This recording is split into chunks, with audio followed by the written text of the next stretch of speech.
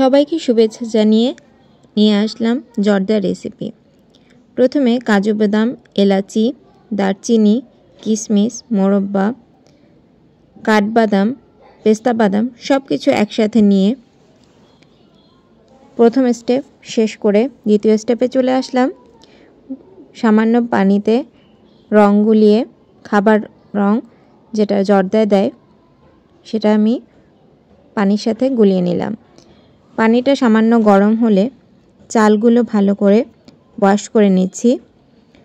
Wash করার পর সেগুলো রং মাখানো পানিতে দিয়ে দিচ্ছি।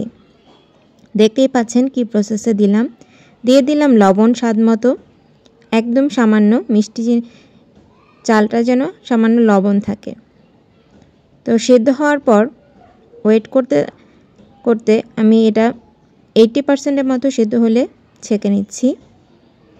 ছেঁকে নেওয়ার পর একটা প্যানে ঘি দিয়ে কেটে রাখা বাদাম, এলাচি ওগুলো সব কিছু একসাথে করে ভেজে নিচ্ছি। ভাজাটা খুব কড়কড়া হতে হবে। খুব সুন্দর করে ভাজার পরে এরপর আমি এটা তুলে নেব, এক সাইড করে রেখে দেব। এই প্যানেই আমি আবার ঘি দিয়ে রাইসগুলো দিয়ে দেব। সামান্য আস্তে আস্তে করে ঘিয়ের মধ্যে রাইসগুলো ভেজে নিতে হবে। এরপর দিয়ে দিলাম পর্যাপ্ত চিনি। চিনিটা নিজের স্বাদ মতো দেবেন। কেউ মিষ্টি বেশি খেতে পছন্দ করে, কেউ কম খেতে পছন্দ করে। আমি পছন্দ করি মিষ্টি জিনিসে খুব বেশি মিষ্টি দিতে। তো ঝরঝরে হওয়ার জন্য এই সময় আস্তে আস্তে করে চিনিটা রাইসের সাথে মিশিয়ে দিতে হবে। এরপরে ভেজে রাখা বাদামগুলো আমি দিয়ে দেব রাইসের সাথে। কিছুটা রেখে দিচ্ছি পরিবেশনের জন্য, বাকিটা সবগুলো দিয়ে দেব। রাইসের সাথে উল্টে পাল্টে আমি ভাজা বাদামগুলো দিয়ে দিচ্ছি। দেখতেই পাচ্ছেন কিভাবে দিচ্ছি। আমি কিন্তু রাইসটা খুব আস্তে করে জাস্ট উল্টে উল্টে ভেজে নিচ্ছি। সাবধানে করতে হবে এই পর্যায়ে, কোনোভাবেই এই পর্যায়ে তাড়াহুড়া করা যাবে না। তো দেখতেই পাচ্ছেন কিভাবে ভাজছি। আমি কিন্তু কোনো ক্লিপ না কেটেই আপনাদের দেখিয়েছি।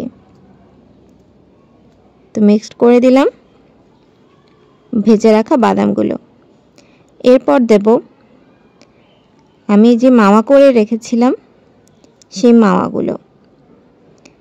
তো মাওয়াটা নিয়ে আসি, এই যে দিয়ে দিলাম মাওয়াগুলো।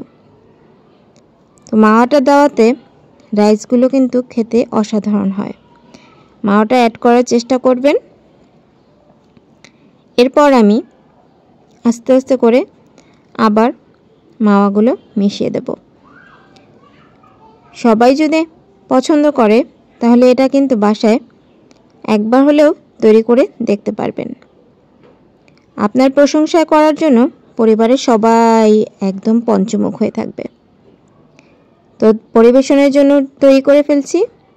দেখতেই পাচ্ছেন আমি ছোট মিষ্টি তৈরি করেছিলাম, সেগুলো অ্যাড করে দেব। তো বাসার সবাইকে নিয়ে এনজয় করবেন। এরকম একটা রেসিপি থাকলে বাসার সবাই আপনার প্রশংসায় পঞ্চমুখ থাকবে।